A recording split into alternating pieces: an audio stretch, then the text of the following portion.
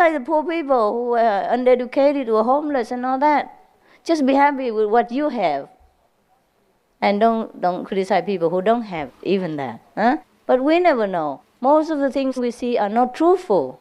Because it's our mind that see things. That make things not clean, that make things not pure. Because we are not pure, we are not clean. And the beauty is in the eyes of the beholder. Remember that. So whenever you see somebody impure, check yourself. Whenever you see somebody bad, check yourself. Whenever you see somebody dirty, check yourself. And if you're really clean and pure, then be happy. Be proud. And walk your beautiful way. And pray for the one who is less fortunate. I'll pray for me. Okay? Well, I don't need it, but you can. Now, there's something that's not okay with you. That is number one. And number two, if you bring all that garbage in the center, you damage the beauty of this holy place, where people come here expect the best, the most uplifting blessing, so that they can carry on with their duty, with their heavy laden burden when they go back home. You see, they can deal with problems, with the garbage at their house. So they don't come here to deserve the garbage that you throw around. If you ever have a poisonous thought in your mind, then pray to God, to the inner master, to cleanse it. Don't blame it on anything else and don't believe in that. The negative thing is never true because God is not negative. How can God create anything negative? Everything negative comes from our devil mind. Everything God creates is perfect. We just make everything topsy-turvy, turn everything into bad because we are taught that way. We accept other people as our own opinion. We learn it from other books. Say this is no good, that's no good, and then we believe in it and we make it into no good. So be careful what you read. Be careful what you take into your system and make it your own. Be careful what you believe. Whether it's really good, you have to examine it.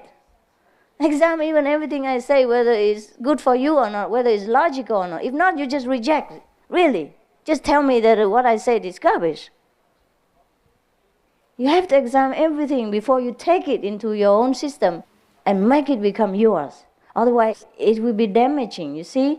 If some garbage you take in, if some bad systems you take in, and you make it into a belief, and make it become yours, and it's fixed, and it's forever, and you die in there, you trapped in there, you cannot be free.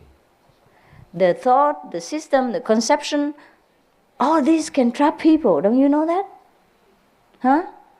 How many families are unhappy because the husband, the wife believe sex is sinful.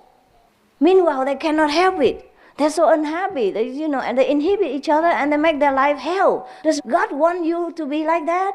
Does God want your marriage to become hell like that? Does God want two people who love each other to feel guilty, sinful all the time like that? What for? What does it serve God over there? For example, all these conceptions do a lot of harm to people. I'm just citing one example, okay? Every other thing you have to examine yourself. I can't just chew all the food and feed it to you. There is no good for you. But you have to be clever. You meditate. You polish your wisdom so that you can be more clever and then you can judge yourself what's good, what's not. But you have to examine carefully, honestly, without any judgmental attitude, without any preconceived ideas. So pure as a child. Looking as a flower as it is. Without judging, why is this not red? It should be, pink. I like pink. I don't like red. Why? Red is okay. Pink also okay. Okay or not okay is your own mind problem. Your soul doesn't discriminate, see? So we have to be very careful how we live our life because everything we think generates something. If it's negative, it generates a negative atmosphere and it attracts bad luck to us, to the people around us. Everywhere we go, we bring it with us. Like if you carry a bag of poison and it's leaking. Anywhere you go, will it poison you? And will it poison anybody who comes near you? It will, right? Same. Poisonous thoughts are more poisonous than poisonous fumes or any substances. Be careful what you think. If it's really no good, discard it right away. Recite the 5 names. Keep yourself centered. Purify yourself. Enjoy the blessing that God gives you every moment that you're living. Be thankful that you're healthy, you live, you have a good place to come and relax, and you have good friends like this, huh? And you have a good friend like me.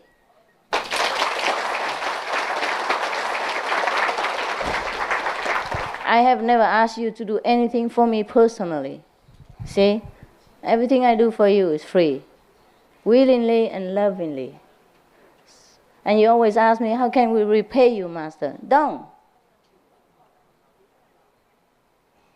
You don't have to repay me anything. Just clean yourself.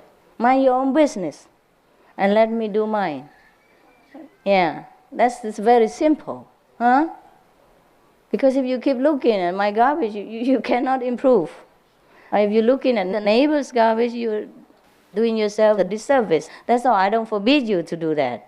I don't forbid you to look into the neighbor's garbage or to do anything that you like to do. But you have to think whether it's good for you or not. Every time you think negatively about some people, is that comfortable for yourself? First, is that comfortable? No, you see? Already no good. Immediately. No need to believe my word. You examine it. Every time you're angry with somebody, think bad about them, whether true or not. Who is the one who's most uncomfortable? The first, number one. Ourselves, right? Yeah. So very simple. Very simple. It's very easy to keep ourselves in control. Just look straight inside. Recite the 5 names and pray every time that the Master helps you. Huh? Helps you to give you loving thoughts right now, or replace the bad with a loving one, okay? That doesn't mean sometimes you don't get angry if it's rightful. You believe like that. Just express yourself if you really believe like that. But then you have to examine, Or like if you're angry with that person, then tell him the reason. But you have to examine first whether it's true, whether it's logical, whether it's worth it. And if you're angry because he makes you angry with him, tell him. At least give him a chance to clarify it with you, see? Or to clear the air with you. And don't just judge that person by your own personal experience and low level or high level of consciousness, and then fix him there, and then go talk to somebody else about him without him even knowing what you're talking about. And the third guy is even more helpless. He just sits there and listens to all the garbage. He doesn't even know anything about it, And then maybe that third guy goes to talk to the fourth guy. Oh, God. Then the whole center is full of garbage. And sometimes you don't talk about it, but you think about it. Also no good. You better pray to God any time at that moment. Say, take away this poison from me. Or else you poison everybody around you, you see? Because thought and deed and speech, they're all the same. They're all powerful. Very powerful, huh? Especially when we have concentration. It's very tiring when sometimes the karma comes and you have to clash with somebody. In the morning you look at yourself, your face looks black. Something poisonous inside you releases some poison, makes you feel very, very tired and makes you get old quickly and not so fresh and young anymore. So keep yourself pure, positive. It's best for you. Unless you can't help it, like you have to live together with a person and that person causes trouble, or both of you misunderstanding, then you have to clear it with each other, But that's just not like thinking positive about somebody who doesn't even know anything about you, who doesn't even know that you think negative about him. And maybe the thing you think is not true.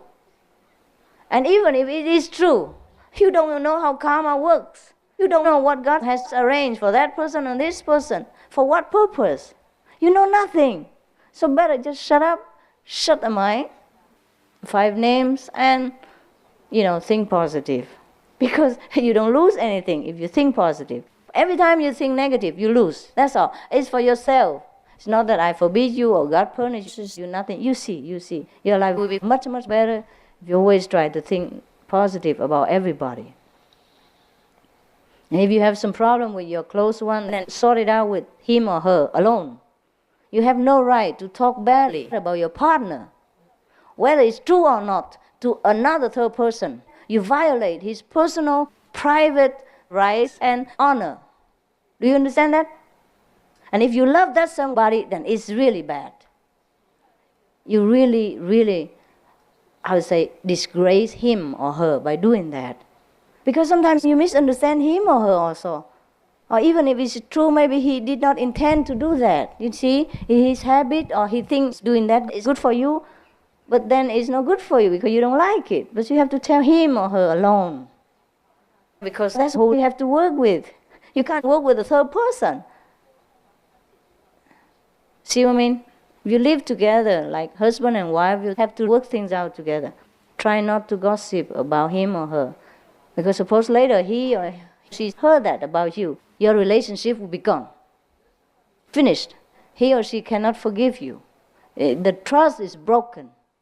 If you live together as husband and wife, you must have trust in each other. You must know you can turn to him or her in times of trouble. And he or she will protect you, will honor you, protect your honor.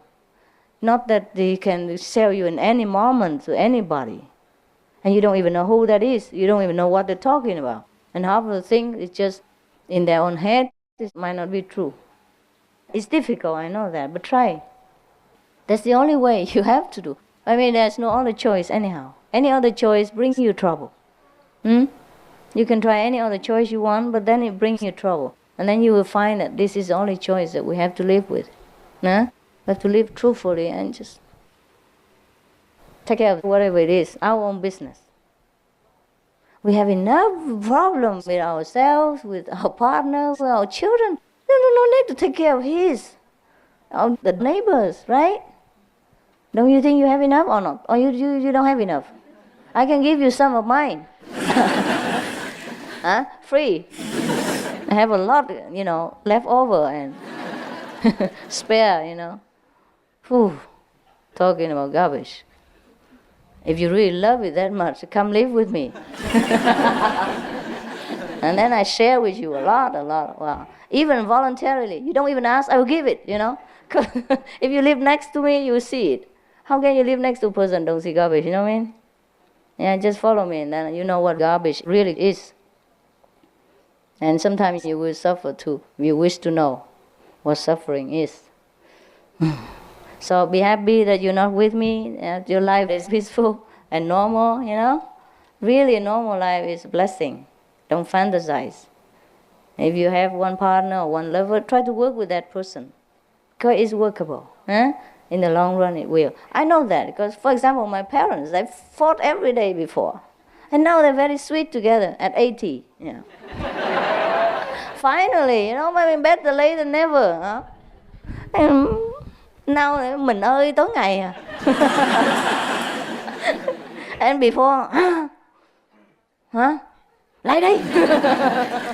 Like, tại vì ông già, thôi không nói chuyện mấy người đó. Nói chút vậy biết rồi không? Don't tell them, okay? When you go to Vietnam, don't tell them. No, what I mean is, I don't see any marriage as difficult as my parents was. According to my opinion now and when I was young. And I don't see any marriage as easy. Or did you see any that I haven't? Even the so-called happily ever after, You see any problem-free marriage or partnership?